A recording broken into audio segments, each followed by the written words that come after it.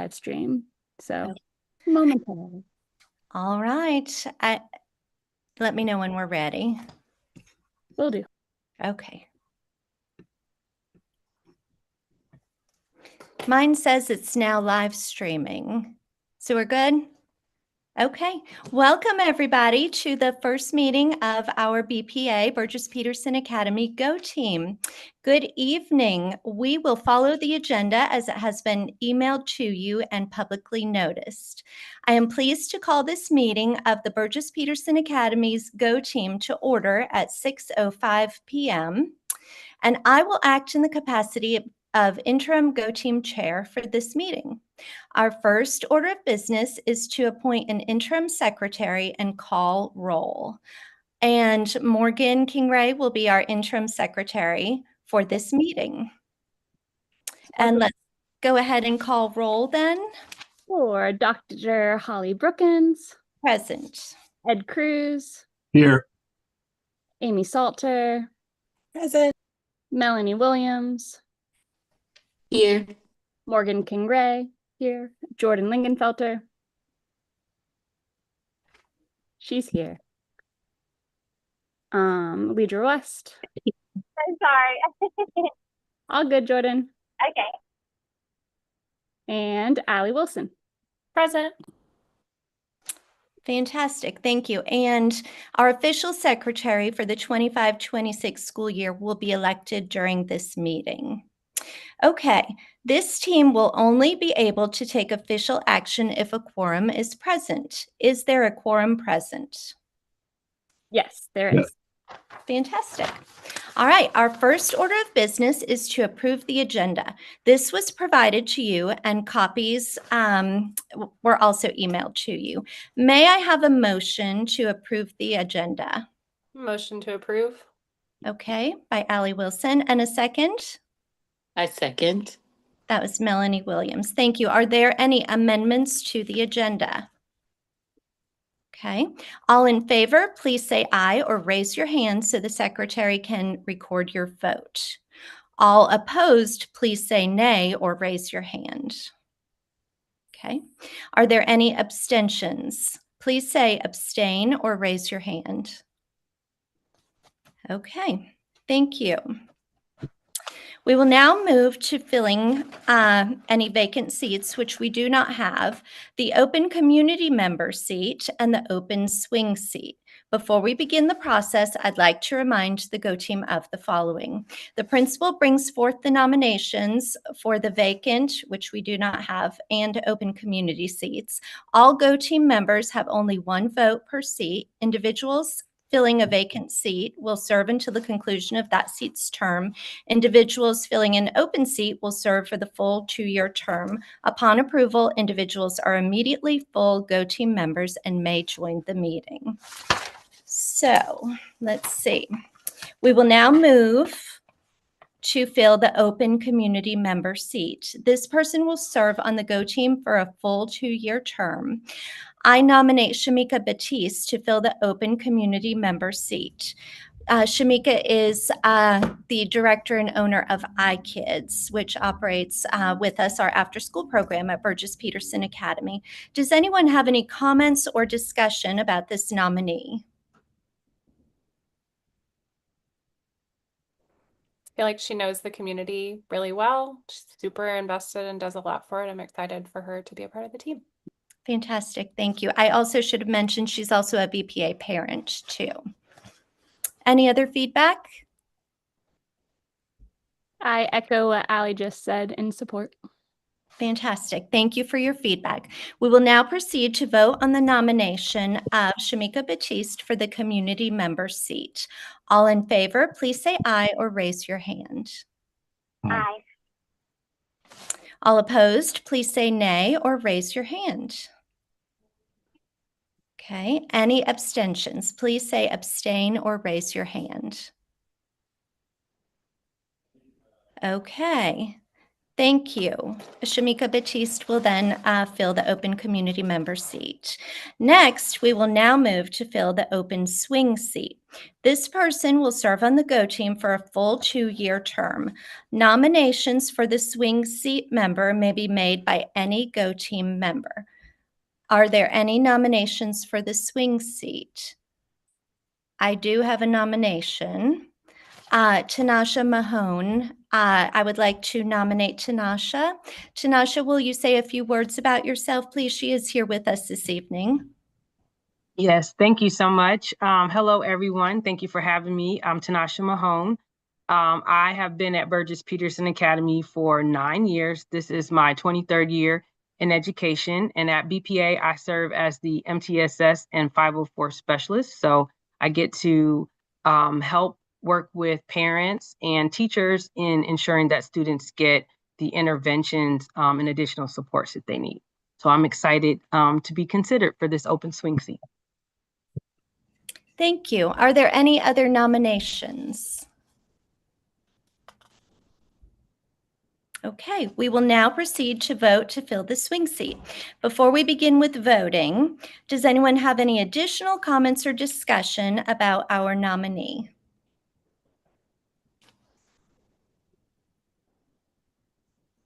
Okay, thank you for your feedback. We will now proceed to vote on the nomination of Tanasha Mahone for the swing seat member. All in favor, please say aye or raise your hand. Aye. Thank you. All opposed, please say nay or raise your hand. Are there any abstentions? Please say abstain or raise your hand. Okay.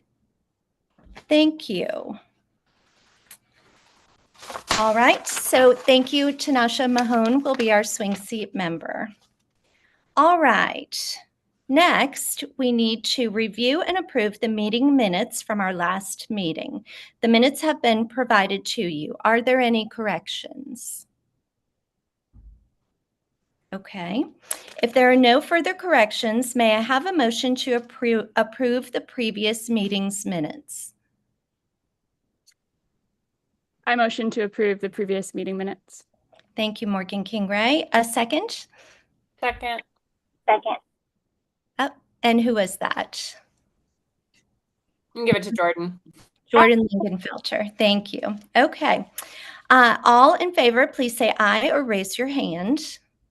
Fantastic. All opposed, please say nay or raise your hand.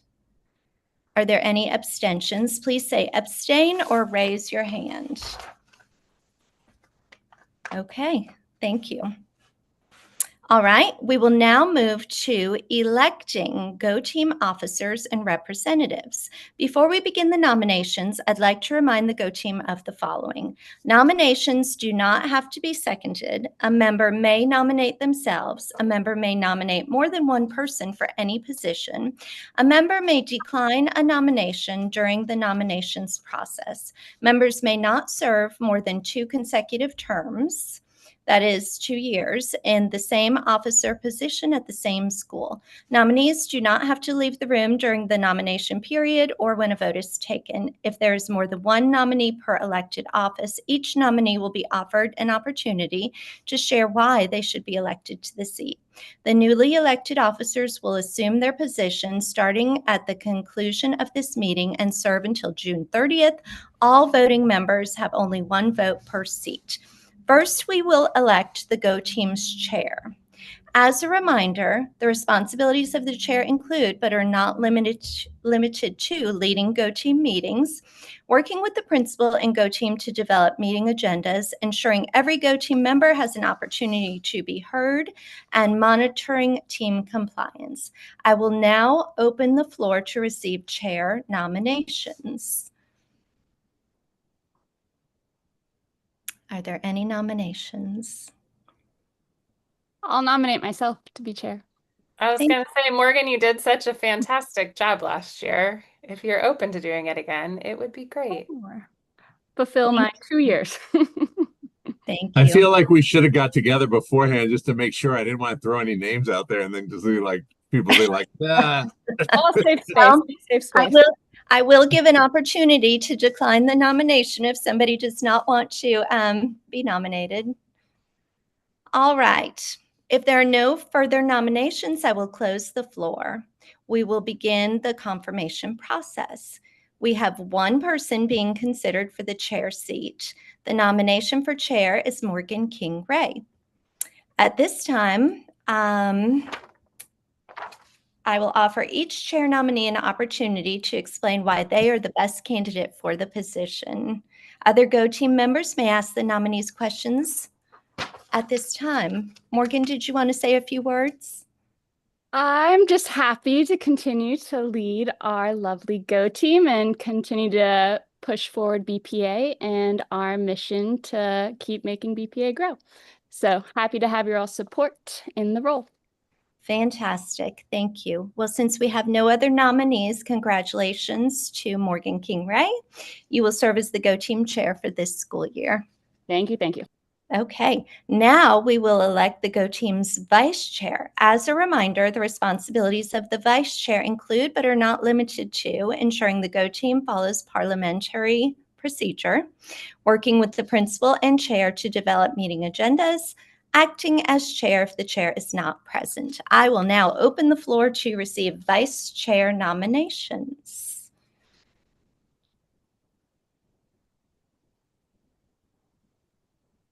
I will nominate myself to continue as vice chair if it's still available, or if anybody else wants to step up, it's fine. Okay, I support Ed's nomination to be vice chair. thank you so much. Okay, if there are no further nominations, I will close the floor. We will begin the confirmation process. We have one person being considered for the vice chair seat. The nominee for vice chair is Ed Cruz. At this time, Ed, would you like to say a few words to explain why you're the best candidate for the position? Because I raised my hand when it's pretty quiet, and I did it last year, and I am always in support of Morgan King Ray, whatever she needs done. So I am 100% vested, with one daughter in the system and one in the bullpen, ready to come over to BPA in a couple of years. So I just have all the best interest of the community and the school. So that's it. Fantastic. Thank you so much. Well, since we have no other nominations, I would like to congratulate Ed Cruz. You will serve as the Go Team vice chair for the school year. Fantastic. Now you. we will elect the Go Team secretary. As a reminder, the responsibilities of the secretary include, but are not limited to, posting Go Team documents, agendas, summaries, and minutes to the website, taking minutes at Go Team meetings, and ensuring the Go Team is in compliance with Georgia open meeting laws. I will now open the floor to receive secretary nominations. If Allie is willing to be secretary again, she did such a fantastic job last year, and I highly recommend her nomination to secretary. Allie, would you like to decline the nomination? Morgan, are you going to keep helping me with the website stuff? Yes, I'll Okay, great. We'll do the same format of having our folders and all the templates and Okay. everything. If I would accept the I will accept the nomination. But also if anyone else would like to learn parliamentary procedure and note taking for Go Team, happy to pass it on. Doesn't matter. Fantastic. If there are no further nominations, I will close the floor. We will begin the confirmation process. We have one person being considered for the secretary seat. The nomination for secretary is Allie Wilson. Allie, would you like to share a few words as to why you're the best candidate for the position? Well, I did it last year. I feel like Morgan and I work really well together to get everything up that needs to be up. And I'm a pretty fast typer, so I'll keep those meeting notes nice and tight. Fantastic. Thank you so much. Congratulations, Allie Wilson. You will serve as the Go Team secretary for this school year. All right, now we will elect the Go Team's cluster representative. Cluster representatives may also hold an officer position, chair, vice chair, or secretary. As a reminder, the responsibilities of the cluster representative include, but are not limited to, attending all cluster advisory team meetings. There are approximately 3, reporting back to the Go Team on the CAT meetings. They call them CAT meetings. And I believe that they're all virtual. Is that correct? Yes. Okay.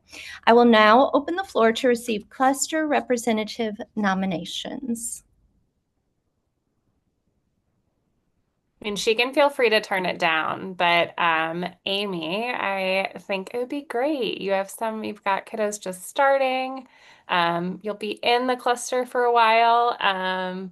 And it really just is going to the meetings and then reporting back. Melanie can share anything else as she was the cluster rep last year, but I think it would be great. Amy, would you like to decline the nomination? Is she there? Yeah, sorry. Melanie, I didn't want to, step on your toes if you would like to continue to do it, but No, I would love for you to take that over, and I'm happy to help you and kind of chat with you about what to expect and anything you need. But I think it would be great for you. okay, all right. I'd love to accept. Thank you. Fantastic. If there are no further nominations, I will close the floor. We will begin the confirmation process. We have one person being considered for the cluster representative seat. The nomination for cluster representative is Amy Salter. Amy, would you like to say a few words to the team? This is my first year, and I'm excited to join you all. As Allie said, I do have lots of kiddos who are going to be coming through this cluster. So I'm excited to represent you in that way. Thanks. Fantastic. Thank you. Okay, congratulations, Amy Salter. You will serve as the Go Team cluster representative for the school year. All right. Morgan, can you, oh, there we go. So there's a little bit more about each So sorry. There we go. That's okay. All right. So now we will move to our next item of business in reviewing and updating or confirming our Go Team's public comment protocol. Public comment opportunities are available for Go Teams to hear from interested members of the community. From Section 3.4 of the Go Team Handbook, opportunities for public comment shall be provided at least 4 times in a school fiscal year, and this is all on the screen, so I'll just go over this briefly. Go Team members will not provide responses or engage in direct conversation during public comment. Each Go Team will determine a consistent method for receiving public comments and for parents and other citizens to sign up, and at least 20 minutes of time will be allotted for public comment. The public will receive at least 2 business days notice of the public comment protocol. Okay, do we need to advance the slide? So here is right now our current public comment protocol and information.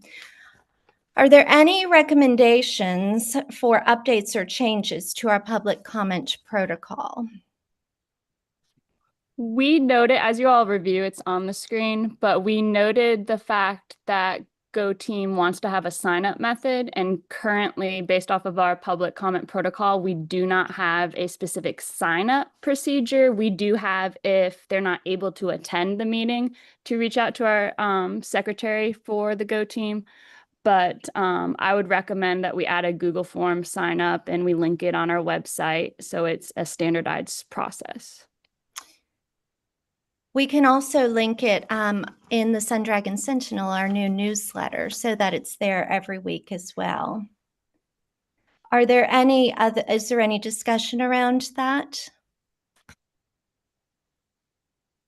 Okay, may I have a motion to adopt this public comment protocol?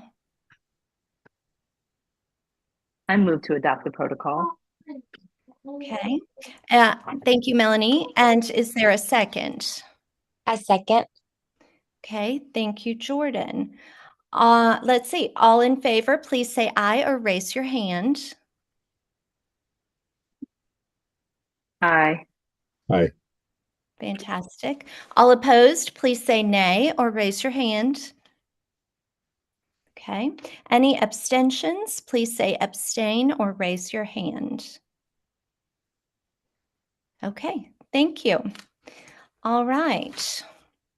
Adhering to the agenda, we will now discuss our meeting calendar for this school year. As a reminder, our GO team is required to have at least 6 business meetings this school year.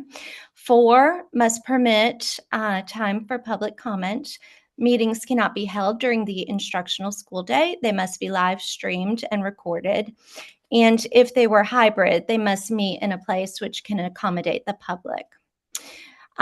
So may I have suggestions or recommendations for meeting dates and times? So we did put together some proposed meeting dates. You can take a look at the screen. And there are a few things that we need to adhere to. We have to have at least 3 meetings for the budget process. So the first would be in late January to early February, the second in early to mid-February, and that's for draft. The first one is to review budget allocation. The second one is for draft budget presentation and feedback. And the third would be in early March for budget approval.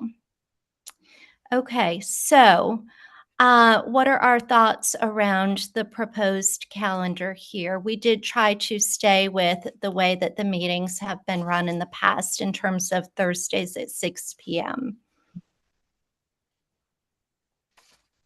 Does that calendar work for everyone? Yes. Yes. Okay. All right. So it also does say here we must allow for public comment at least 4 times during the school year, but according to our protocol, it looks like we allow it at every meeting. Is that correct? Yes. Okay. All right. So now that we have determined our calendar, may I have a motion to approve the calendar? Motion to approve.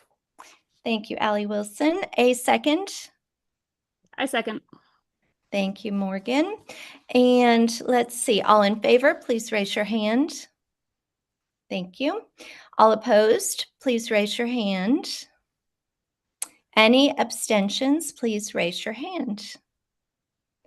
Okay, please enter these dates into your personal calendars so you do not forget. And Morgan, you'll send this out to us, correct? Or you already have, I think.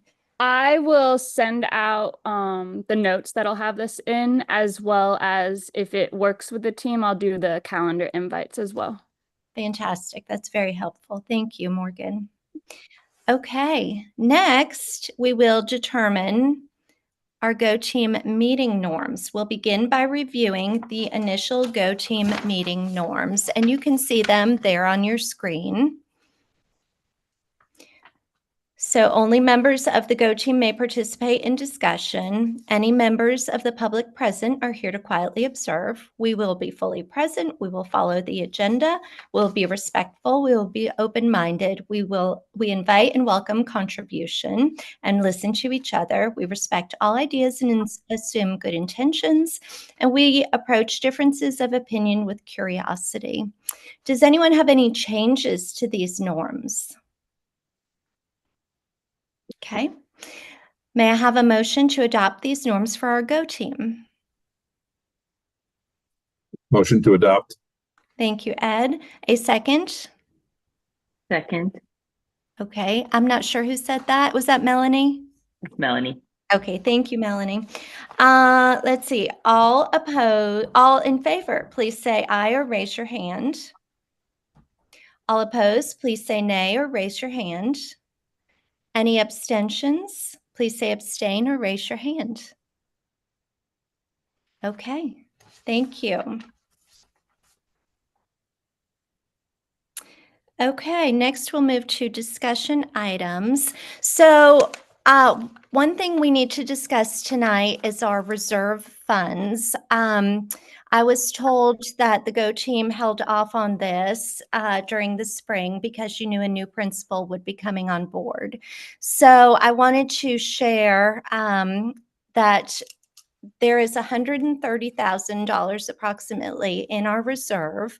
I have not received yet official word that these funds will be released, but I will say that we did meet our enrollment projection right on the nose at 592 students. So should the reserve funds be allocated to us or released to us, we need to go ahead and allocate what we would like to do with them. So I sat down and gave it some thought in terms of our SIP plan, our strategic plan, and kind of talking with the admin team about some of the priorities. So a few things that stuck out to me that I would like to consider allocating those funds for would be a permanent building sub. So last year there were 2 building subs.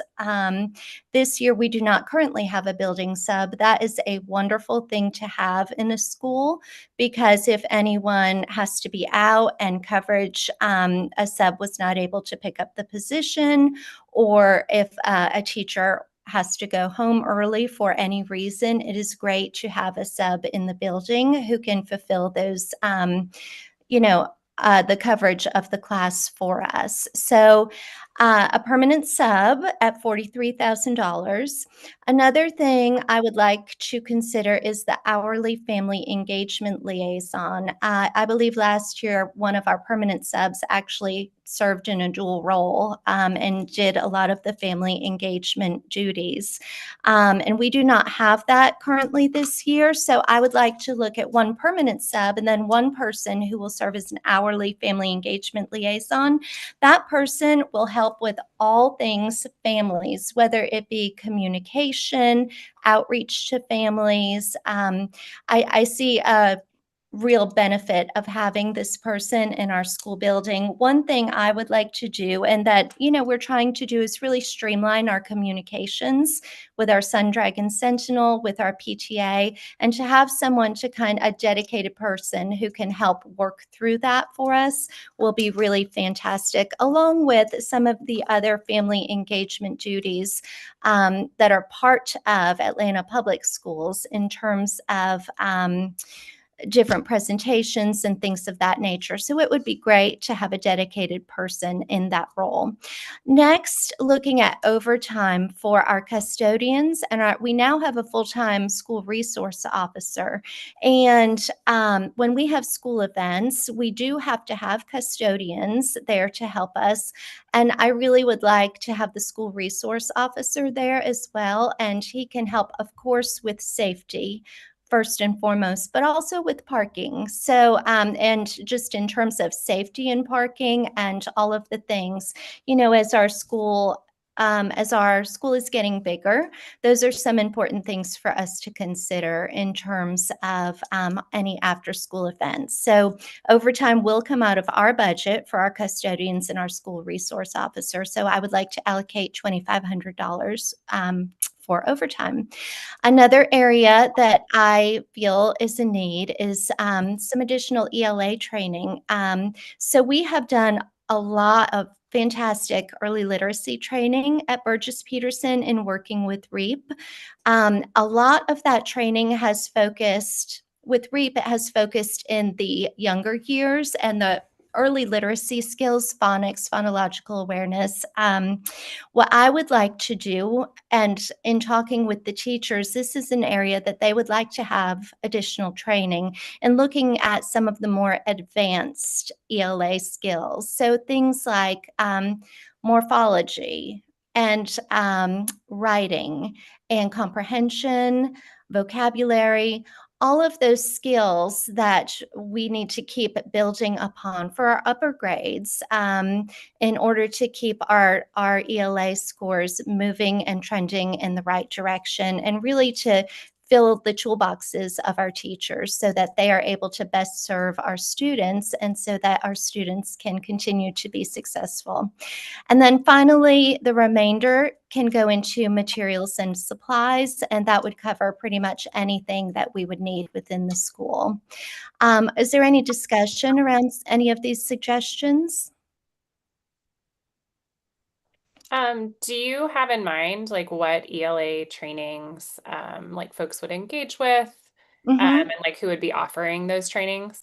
Yeah, so I have reached out to REAP first and foremost because they have been a partner at BPA in the science of reading for many, many years. So I just reached out to them today, in fact, to see whether that's something that they can offer to us. I know that they're the people working with them are highly skilled and trained. So I am thinking that probably that would be something they would be able to offer in terms of trainings and classes. If not, I have done a lot over the years at my former schools with Orton Gillingham, and REAP is really based on the Orton Gillingham methodology, and a lot of their people are trained in Orton Gillingham as well. But I do have some other contacts, fellows of the Academy of Orton Gillingham that I can reach out to also. But first, I do want to, honor the work that has been happening with REAP and see what they can offer to us. But I think it would definitely it will be well received by our teachers. I've spoken with them about it and about kind of some of the next steps that they want to take in continuing our forward trajectory with literacy and the science of reading. So that seems to be a logical next step for us. Any other questions? Okay. Sorry, Thank I have you. one more. Let's- I was just curious with the new ELA curriculum, Mhm. like what has like allocation from the district look like to have like books in hands of all students and like that sort of thing. I know that like there are components of it that are novel based and just like I'm just curious about like the status if that is that an area where there is additional need.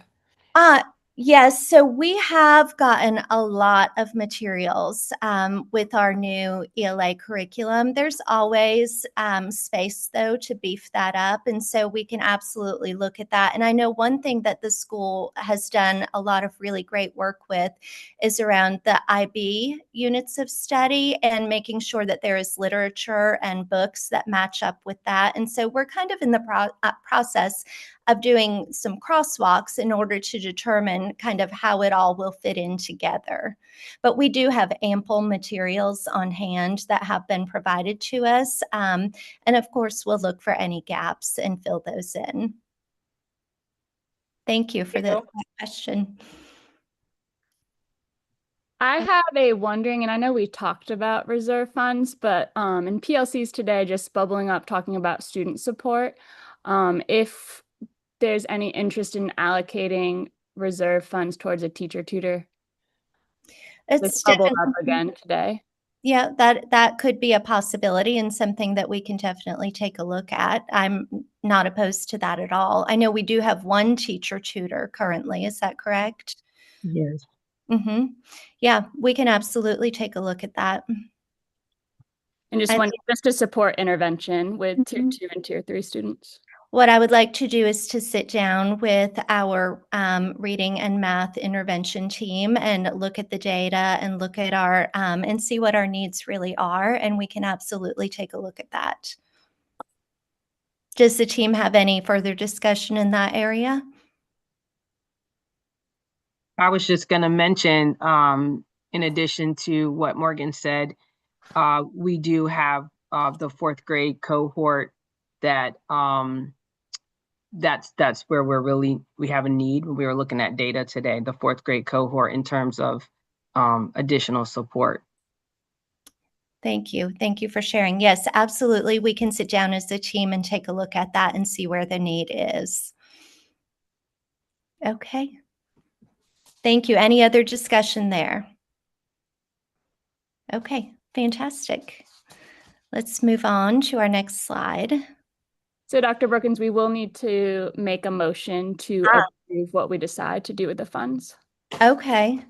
Yeah, so I guess I have a question about like if like it seems like probably anything related to like teacher tutor would probably come from the 57K that is currently allocated to materials and supplies. Mhm. And so I'm wondering if like we need to make a decision in this space, or if we can say like a certain amount is materials and supplies, and then a certain amount is either materials and supplies or teacher tutor in order to like articulate where the funds are going. I like that idea. Can we just add it to the bottom line and say materials, supplies, and or teacher tutor? I don't know offhand the cost of the teacher tutor, so that would be something I would want to look into.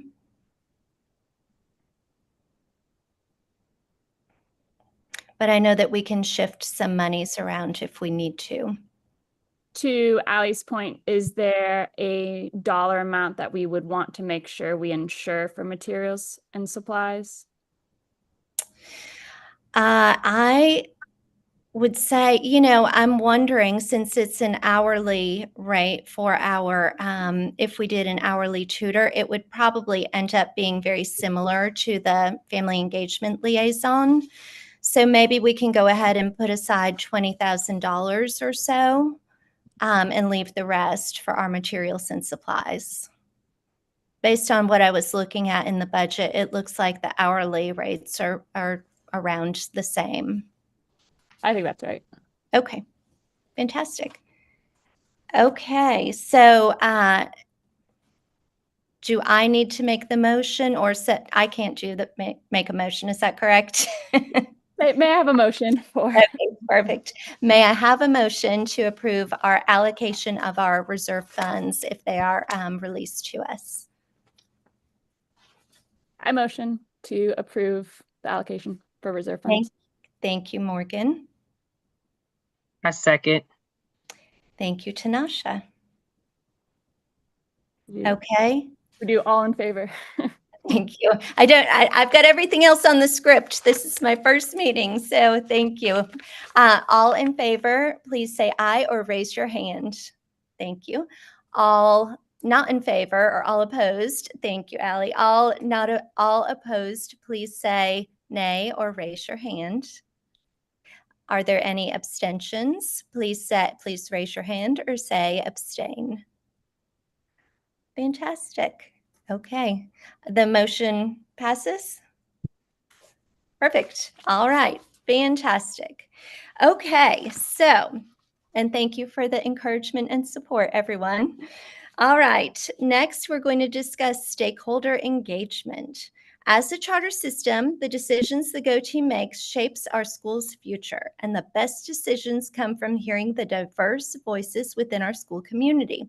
When we bring families, students, staff, and our community into the work, not just into the audience, we get stronger ideas, better outcomes, and a shared vision we can all stand behind. Here's the challenge. So today, we're going to have a challenge, and we're going to brainstorm ways to involve our school's key stakeholders in our work. Okay. All right. We're going to look at the 4 groups and we'll ask and answer 3 questions. Inform, input, and invite. So inform, a fun or unexpected way to keep them in the loop. Input, a meaningful way to get their ideas or feedback. And invite, how can we bring them into the work, not just the audience?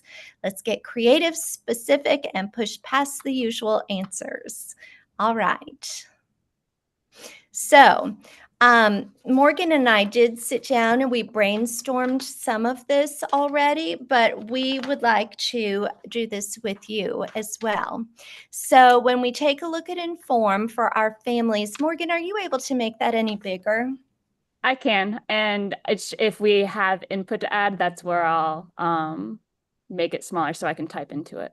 Got it. Okay. All right. So when we take a look at informing our families, so we brainstormed some of the ways that we are currently informing families. So our coffee chats, we have one coming up in September, our Facebook group, signature events, and then our new Sun Dragon Sentinel, our newsletter. Would anyone like to add anything to that list? Any ideas for other ways to inform families?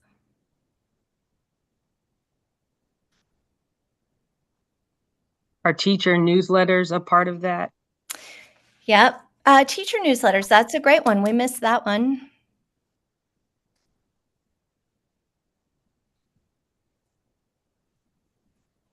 Fantastic. Okay. Anything else for informing families? Okay.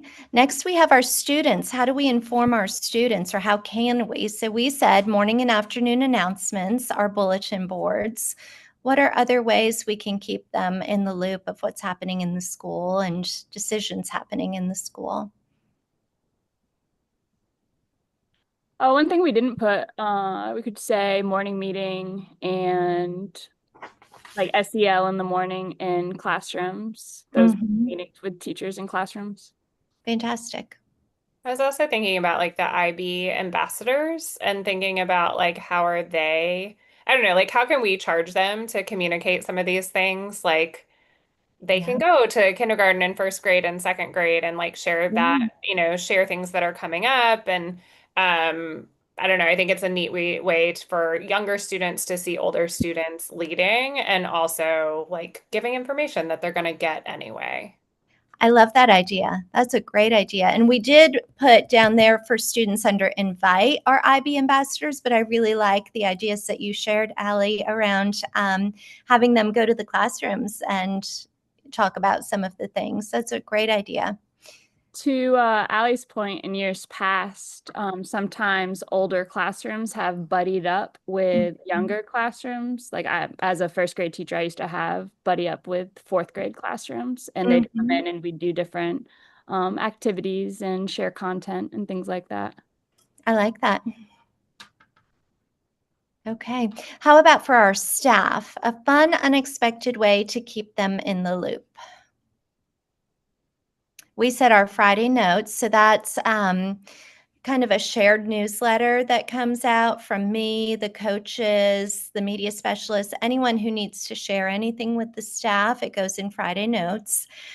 We do a lot of activities at our staff meetings. And then there has been a staff culture club, which is like a sunshine club. I don't think we've gotten it up and running yet for the year, but we'll get there. Anything else we want to share for staff in terms of informing staff? I would be curious for the staff who's on the call, like what, who maybe haven't been on the Go team before, like what are things that you, like, how would you like to hear from the Go team or like be engaged by the Go team specifically? Curious. I really depend on the Friday notes because it's the way that I can pull it up on Friday, write my to-do list, add it to my calendar. I'm a visual learner too, and I know something I do in my classroom is make like a video for my newsletter. So I don't know if there's something like a little monthly or weekly video blog that could be, sent out through Facebook or something like that. Because I know sometimes sitting and reading everything might be harder than just listening as you're multitasking. Yeah, That's but super cute idea. That resonates. I remember being in schools and like finding out that other teachers were doing like really amazing things and being like, I wish I had known that that was happening. So I love that idea. Like a monthly highlight reel or something to see like, yeah. And also because you can't go see it. It's like, I would love to go to this thing that's happening in the gym today, but like I'm teaching second grade, so I'm not going to be there. And I know we have the parent Facebook page, but it's like, is there something we can have for teachers, some type of social media outlet where we can go in and have our own, That's a cute idea too. I like all that. We'll capture all of that here, and then we can go back and look at that and see how we can implement some of these things. A teacher WhatsApp, yeah. Okay, how about for was there any other discussion there? I was gonna say, sometimes like a quarterly update. It doesn't have to be weekly or even monthly, but quarterly, just knowing like what the Go team is focusing on or has focused on can be helpful. And getting things in remind for me was always very helpful because it's on my phone. Anything that comes to my phone is helpful. Anything that I have to try to do on the computer is not helpful because I'm in grad school. Yeah, I appreciate that. So that makes me wonder, is it more helpful to parents to have the Sun Dragon Sentinel come through remind also? Okay. And not just email. Yep. Okay. Sounds great. Okay, let's see. How about for our community? So we have the marquee, which needs to be updated. For some reason, I'm having a hard time getting access to that. I've got all the credentials, but it does not seem to be working. So I'm working on that. One thing Morgan came up with was a quarterly newsletter, kind of a bird's eye view for our community businesses of what's happening in the schools, but with a lens of safety also, and not sharing, of course, too much information or identifying information, but just really high level kind of stuff that our community businesses might like to know about, or ways that they can get involved. Morgan, do you want to speak a little bit more about that? Yeah, exactly as you're saying, just a way, because we do try to drum up a lot of community support. We want to attract East Atlanta and Reynoldstown community partners to our school, especially as we are growing and we want to be known as our school of choice. We want all of our neighborhood kiddos to come. So I think it's additional way quarterly. So it's not too much of a push, but it could be one more way that also like partner with the PTA to help support us to do it as they do their community sponsorships as well. Mm-hmm. And we also talked about doing a hard copy and hand delivering to some of our businesses that we would like to, work with or form partnerships with, just so that they can put faces and names together with our school. Mm-hmm.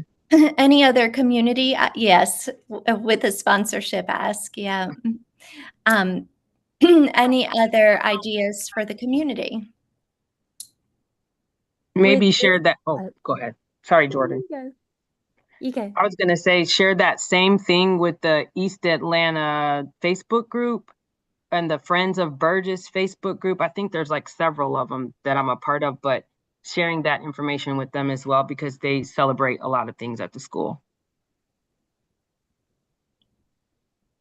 Thank you. Only other thing I was going to add was that, this past week we went to the Summer Shade Festival, and I know there was like a king tent, and there was, I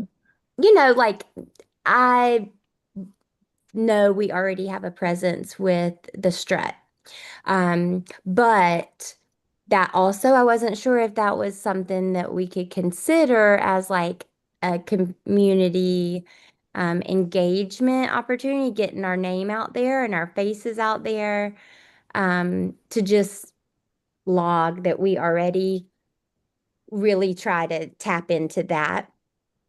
Yeah, I love that idea. That's great. Okay.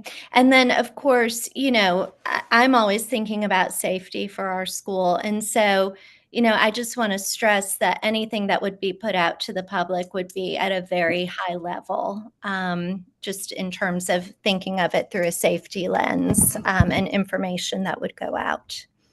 Okay. Anything else? Any other fun ways to inform our community of the great things happening with our school and our Go team? Okay, next we move into input. So a meaningful way to gather ideas or feedback. So first we have our families. So Morgan, do you want to kind of talk through some of the guiding questions and what we were thinking about here? So we're thinking across all 4 groups having an opportunity for feedback and publicly asking for feedback, and having that specific opportunity. And Dr. Brookins was saying along the lens to frame the feedback, it could be helpful to put out the sentence stems, these guiding questions to help ask for specific types of feedback along with the form. And as we send it out, especially for parents and staff on the weekly basis with Friday Notes and with the Sun Dragon Sentinel, that we can change up what guiding questions it is depending on what type of feedback we're looking towards receiving. And also have an open-ended opportunity too for any feedback. But what are our thoughts here? Are there any other things that we're missing or anything you'd like to do, or what are your thoughts around some of these ideas? I really like the idea of the questions. I would love to see a question around belonging. So we spent some time last year talking about like the role of belonging and like student achievement, but also like family engagement. And I think like asking if it feels welcoming is one thing, but I feel like sometimes that's just like, are people nice to me when I'm there, as opposed to like, do I actually belong here? Do I feel like this is a community that I am a part of, that welcomes me and my whole self? And so I think asking a question around that from families and from students, and then like, in what spaces do you feel like you belong? In what spaces do you not feel that way? And I'm like, I mean, I think we can like play with the wording, but I think that that could help us to better understand like why people are or aren't engaging. Because a lot of times people are really nice, but that's not the thing that is going to get people to come if they just don't feel like they belong. That is very true. And I think Thank that ties in well with the culture and climate type surveys that we ask students to take, that we ask staff to take, that we ask parents to take.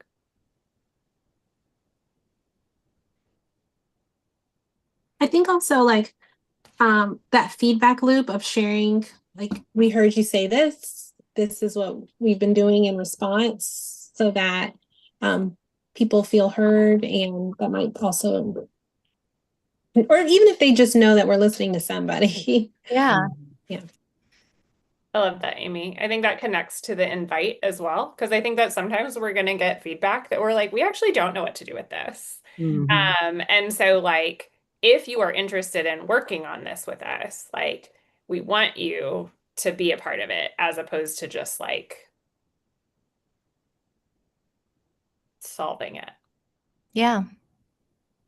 Absolutely. Good feedback. Any other ideas?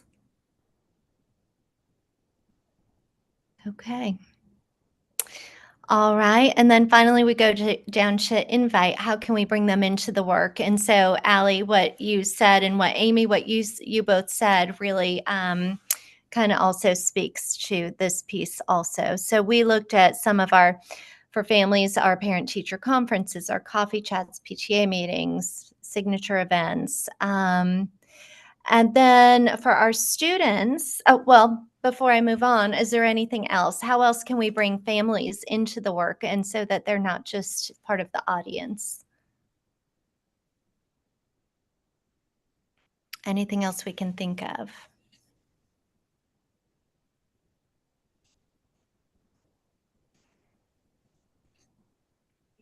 Okay.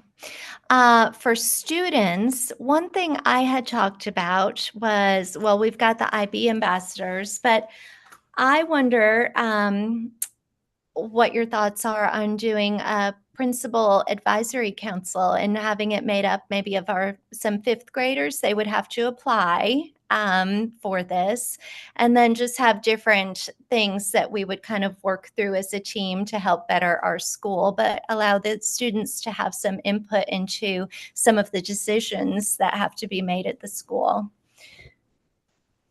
I love that idea. I think that they have started something like that, I think it's been going for a couple years at King at the middle school level, and just hearing Principal Gibbs talk about it and how helpful it's been for her, and how kids have brought up issues that she wasn't even aware of sometimes. So I love the idea, and I think that it's definitely something that could help our fifth graders particularly really feel like leaders in the school. And so I just hearing about how well it's worked at King, I think it's a great idea to bring that to BPA, especially with fifth grade. Fantastic. I didn't know they were doing that at King. But I thought it was a great idea, just in terms of allowing our students to have a voice in the decision-making process where they can. You're both fifth grade moms. Okay, fantastic. All right. I Okay. love it too, and I think it's also an opportunity for students who don't necessarily see themselves as like leaders. So I think it is a great idea. I think I would like encourage us to make sure that that is like a really diverse like group of students who Mhm. like it may just take a teacher saying like, "Hey, I really think you should apply for this."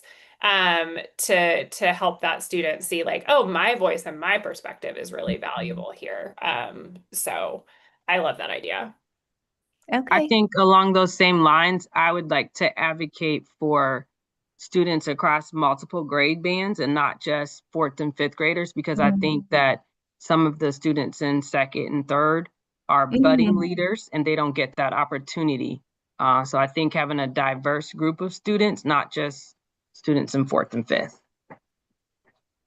Thank you, Tanasha. Definitely something for us to consider. What would be the selection process? Nominated or just self-nominated, and then they would put in like maybe like a reasons why, and then would it be a rotating thing or? Yeah, I don't know yet. I have not thought it all through yet, but I like some of the ideas that you're sharing.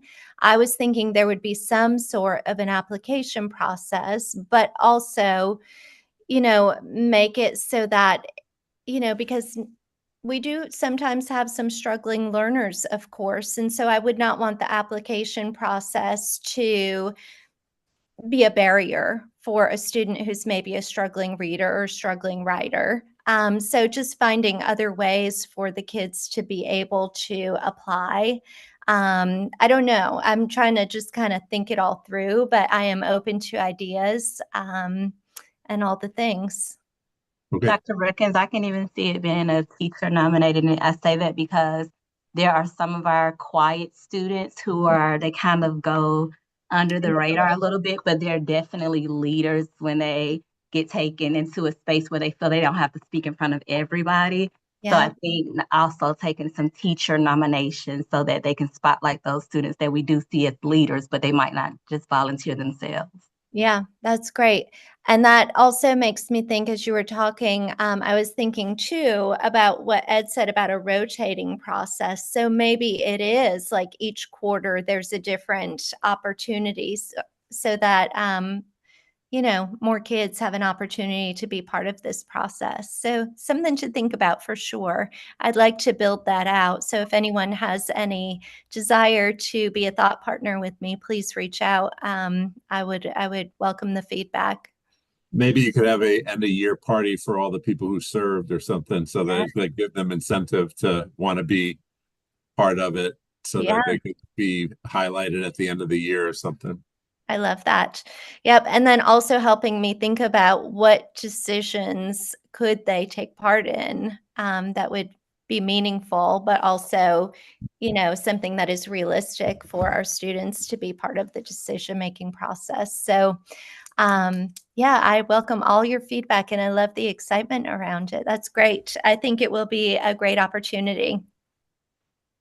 So, it makes me think of when one of you said that the students may have ideas or there may be issues that we haven't even thought of that we don't know about. That actually came up when Miss Cersei was laying out the expectations for, the cafeteria and the hallways and the restrooms. And the kids were kind of sharing some of the challenges. And so we were able to take action on some of those challenges that the kids had shared with us that we didn't know were challenges. So the kids, they know and they've got great ideas. So I really would like to raise and lift student voice as much as we can. It's really important. And I think it ties into belonging and feeling like you're a part of our school.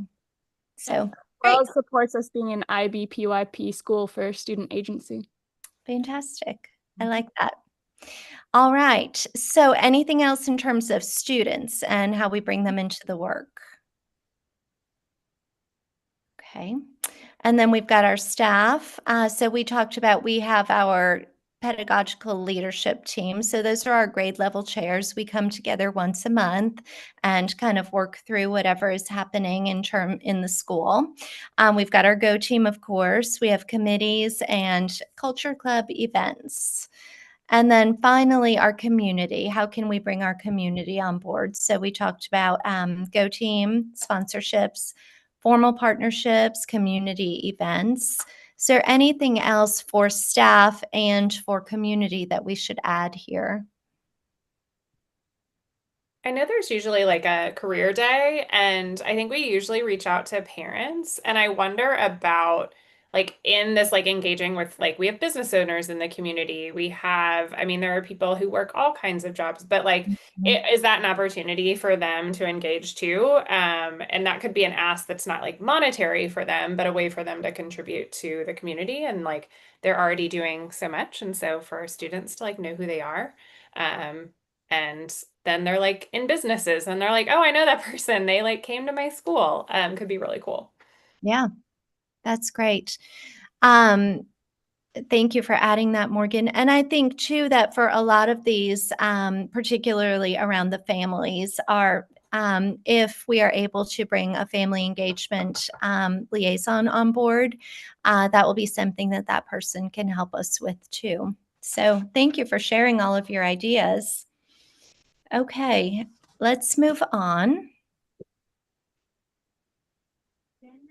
Okay, so our principals update, just briefly, and I did talk about some of this already, but lots of glows for the beginning of the year. I feel like it has been overall, having a new principal, a new assistant principal, new SELT, who's here with us. We have several new people, but I will say that overall it has been extremely smooth.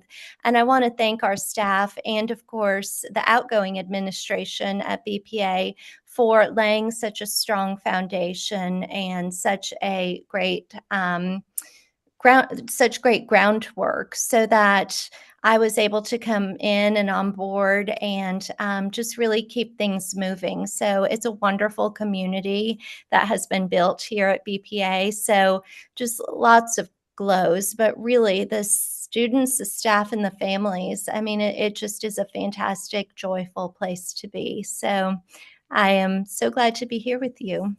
In terms of school communication, that has been something I have been working to streamline, just in terms of how we're communicating and making sure that we're not missing anybody. I think Remind and the parent Facebook page are really wonderful tools. My concern with only using those two means of communication or primarily using them, also the teacher newsletters, but in terms of Remind and the parent Facebook page, I was concerned that we were missing people because if they don't know to sign up for Remind or they don't have Facebook, then we're missing people in terms of communication. And I did have some people stop me and just let me know, well, I hadn't received any information about, let's say, how carpool worked. And that had gone out several times via Remind and the Facebook page. So I just saw a need to do something that would also land in people's email inboxes if they were enrolled with us. So this way, with the Sun Dragon Sentinel, it is going directly to the email inboxes of anybody who is enrolled with us. And we will also work on putting that on Remind too. One concern I have about Remind, I just want to go through and make sure that everyone who is receiving the Remind is actually currently part of our school community, because the link is the same link that has been used, or it's the same Remind that Mr. White had used for the last many years. I just want to make sure that it is everyone who still has an interest in our school, because, you know, I just want to make sure we're not sharing information with people who don't have, you know, a need to know what's happening in the school. Does that make sense to everybody? Yeah. And the same with our Facebook page. But I do think our PTA went through the Facebook page and made sure that they were current parents. So I feel a little bit more at ease with that one. But just as I think about safety, Remind is something that I am going to take a close look at to make sure anyone who is receiving those does have a need to know. Okay. In terms of school safety, I am thrilled to have our new school resource officer, Officer Lee. He is with us full time and he is very experienced. He spent 30 years, I believe, with the in law enforcement prior to coming to us. So he is experienced and he has a real safety lens on things. So he has been, walking our perimeter, walking our interior, really making sure that we are safe and secure. So that has been great. He and I have done several walks together. We've put in work orders for things that we're noticing that may need some beefing up a bit. So it's just really great to have him on board. This past week is his first full week with us. And so I think also our traffic flow is getting a lot better now that he has been able to be here permanently and he's learning the traffic flow. He is out there. One thing he said to me was when he's standing out there in the mornings on the street, there are actually 10 different things that he has to look at in terms of directing that traffic because there's traffic coming from every which way, whether that is, coming from across the street or off I-20 or whatever it is. So he is vigilant out there, and I think he's really helping to move the flow of carpool. Also, we now have a staff member. Right now it's Miss Cersei who is out in the back watching the carpool flow and, really helping with that. We're also reminding families not to drop their kids off back there in the parking lot, that you have got to come up through carpool if you're in a car because there's just too much going on out there. And it's very busy out there and we just want to keep kids safe. So it has been really good for us to kind of have a close eye on what's happening. I also did send out today asking that bike riders do not go through carpool, that they should use our dedicated bike area to come down on the Clifton side because we were having some people come through carpool, not necessarily go through the whole carpool, but pull in and kind of come up to the left. And it's just too dangerous. And there is too much going on out there. So I've asked that bike riders do not do that, just in terms of safety. Our Sun Dragons fly solo. So this has worked really well. This is another safety. Something that I looked at through the lens of safety. Yes, we want to have a very welcoming school and welcoming community and have our families be part of what we're doing. But in the mornings, at all times, I need to be able to account for who is in our building.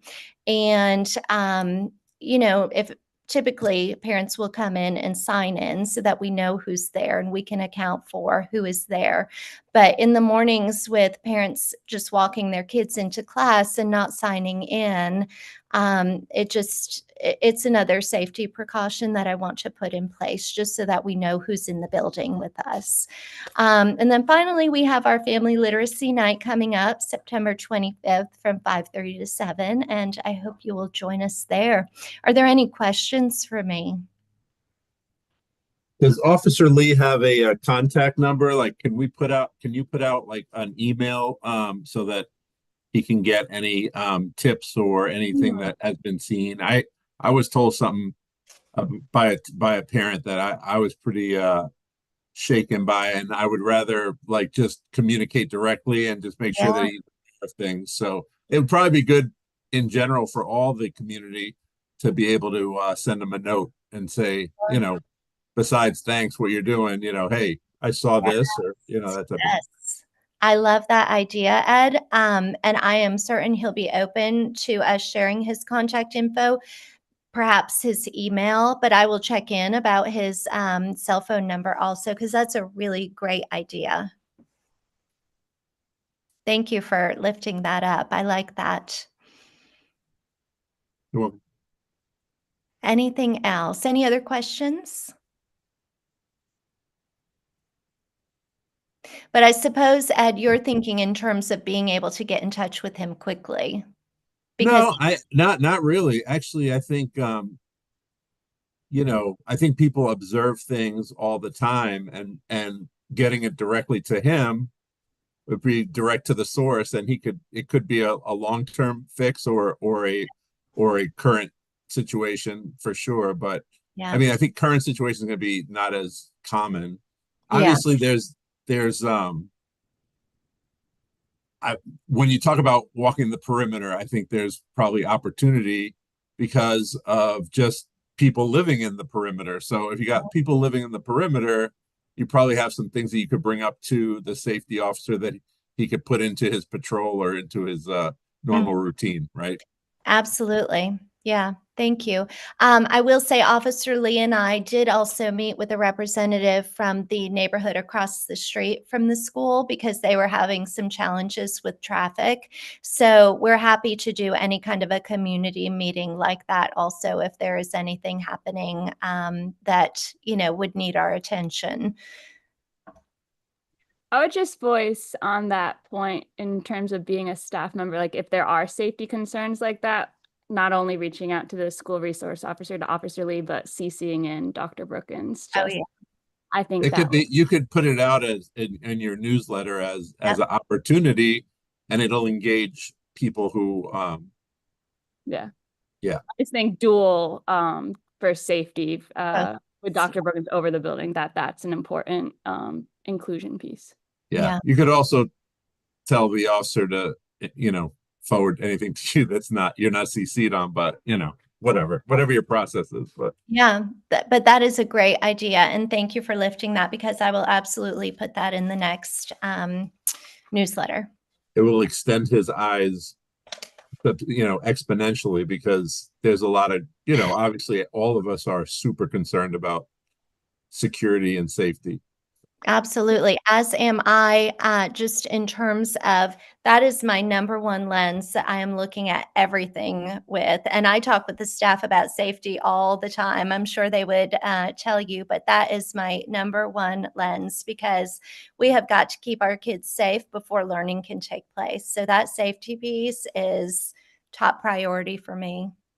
I was agreeing with what Morgan was saying. I think having someone in connection with him would be great, just in case something is missed, just having more than one set of eyes on it, because him being the only person getting those emails or calls, the load might become heavy. You just never know. So having Dr. Brookins in on it will help to make sure that we're addressing anything that is very urgent that needs to be addressed immediately. Sure. Thank you, Leidra. Yeah, so I am so thrilled to have a full-time school resource officer. That is something APS brought on board with us, and I just think it is so fantastic. And, like I said, he's already noticed things that we are working on, either repairing or beefing up or what have you. So it's really a great asset to us to have Officer Lee here with us. Okay, thank you.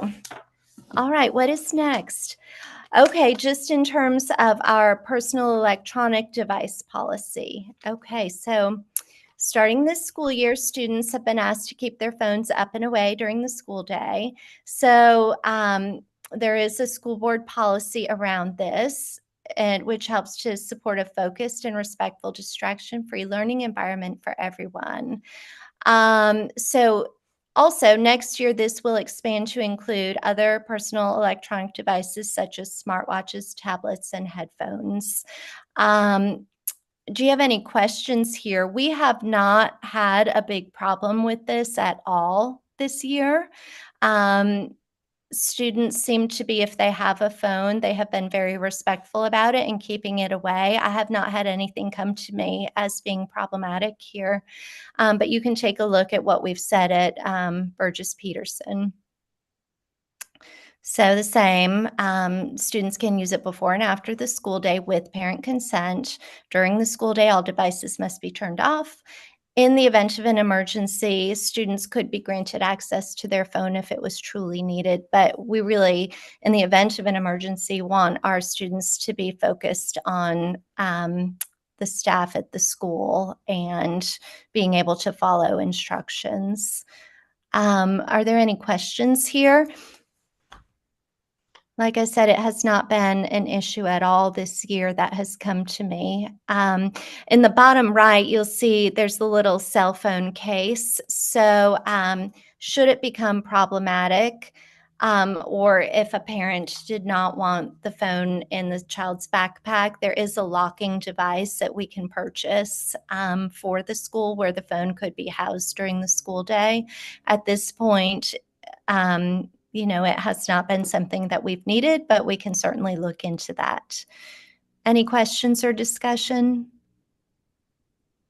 Okay, great. Next. Okay, so next on the agenda, Morgan is going to talk to us a little bit about the Comprehensive Facilities Master Plan. So she just has a little bit of information to share with us. Yes. So as you all know, there was a task force from APS, and it was just to get community oversight and feedback on their facilities planning. It's not a decision-making body. We're not making any final decisions on closures or consolidations or anything like that. The focus that APS has is to align what we're doing with our school buildings and our enrollment with the strat plan for APS and their instructional priorities.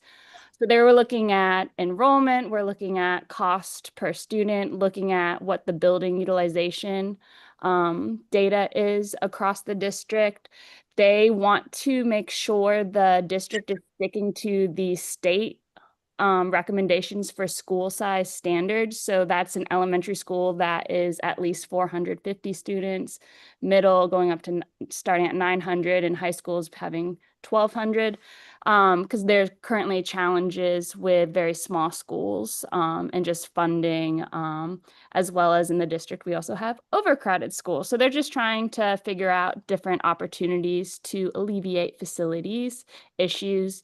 They talked about unifying dual campus schools, repurposing under-enrolled schools, using a K-8 model if they think that's a great idea. And then they're looking at what to do for overcrowded schools.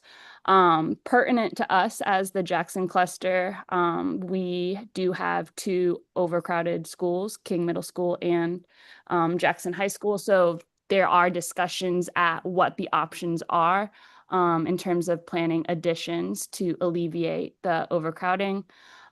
They recently released a video basically with their plan based off of the task force. There are upcoming public meetings. The one was just very recent. And there's just going to continue to be community engagement prior to any decisions being made. The final part that they're going to do is later in November, December, their official decision making that they would bring forth towards the board. Are there questions about it? I can share, when I share out the Go Team information from our meeting minutes and things like that, I can also share out to follow up the video and things like that. Ed? Yeah. So I volunteered to be on the facilities committee or team or whatever, representing. Add to what I said, Ed. Well, I'm probably not adding. I'm going to take away. I'm going to ask questions because I went to one full meeting and one like half meeting. And as a civilian, right? I'm not a school guy or a facilities person. I didn't know what the hell was going on. First off, they were talking about things. I mean, they were talking demographics. They were talking budgets in the billions. They were talking about regions and areas that I had no idea what the hell they were talking about. And when it all comes together, it sounded like a big propaganda meeting to state that we told you guys everything, and then decisions are going to be made, and then people are going to say you were there, and I had no input. I had no idea what the hell was going on, and it was probably 2 or 3 hours. Was it 2 or 3 hours of their meetings? And they're talking about billion-dollar plans for the next 10 years with demographics changing in different areas. How could I add value by going to this? Or even I don't even know what to communicate back to the team. So So what's the intent? I will say this link right here, the atlantapublicschools.us/APS 2040, I am somewhat upset with the district that they decided to put their ideas and their suggestions into a video. You have to watch this newly released video to see what they are planning, to basically look through the information and give their feedback through it. But if you go through, this video is released after the task force. Ellie's point, there was a survey. Yes, there definitely was a survey. All of it seems like a big CYA for a handful of people that are in leadership positions, or maybe government / leadership. I couldn't quite get it, but I've been around the block and back again. I've been in charge of large organizations. I've done a lot of things, and I felt so useless at this thing that my only ask, and I was going to bring it up, was just what do you want us to do if I do continue to go to these meetings? What's the intent? Because they talked about school sizes, they talked about overcrowding and underfunded and manned buildings and stuff, but they never had like anything that we could add value in saying, hey, it would really help us to be, to have an overflow for King or something like that. They just blurted out so many things that I didn't even know what they were talking about. Did you have an opportunity to give feedback about the meeting to anybody, Ed? I wonder. No, this is the first time I've talked about it, but it was to the point where the scale was so large that even my voice would probably sound like what you people are hearing right now, which is like, what happened to this guy? Like, he missed the boat or something. But I just don't. As a team, I would want to know what we want to get out of it. I would gladly speak to anybody, but it seemed like they're talking to too many people for too long with no agenda that makes any sense to me. Like, if you're telling me that the demographics in the next 10 years are changing in different counties in the state of Georgia, and your budget is $20 billion, I'm sitting there going, wow, okay, my daughter is in second grade at BPA. What am I saying here? I don't know what you're talking about. To your point, they're looking at seeing based off of different catchment areas and looking at the population of the community who's having kids who would have the opportunity in the future. They go all the way out 10 plus years. That's what our statisticians are doing, because they need to do this facilities planning as they make these decisions around our budget. I do want to note of importance to us, Dr. Brookins, in the video, they have the incorrect building utilization for our students. It was about, I think it was 2022, and we can go back to the Go Team documentation. Mr. White worked with facilities to reevaluate our building to see what the actual number of students our building can hold, because they used to say it was 800 something kids. Because of that survey, it brought our utilization rate down to 625 students or so of what we could use. But on the video, it showed Burgess being able to hold 725 students or so. So we need to follow up with facilities to make sure they're referring to the survey that had been done previously. Okay. I will absolutely bring that to facilities and our cluster superintendent. That's the first time I'm hearing about that 625 number. Yeah, so that's our accurate, just to make sure, because they're saying things like our low incidence unit classroom should be a classroom for 25 students, whereas that's not the case based off of the purpose that it's serving in our building. Got it. Thank you. Ed, I would also say there is a survey out if you wanted to provide your feedback there in that survey. Sure. Yeah, I'll do it. Yeah. But I more want to know our strategy. If I'm going to take 3 hours of my evening to listen to people just ramble on about things. What do we want to focus in on, or what do we want to get out of it? Yeah, that's helpful to know too, Ed, from my perspective. I did the survey, but I was before I was, part of this group. So I was highly focused in my feedback. And I think it would be helpful to know, like, what are we as a team trying to get across that way?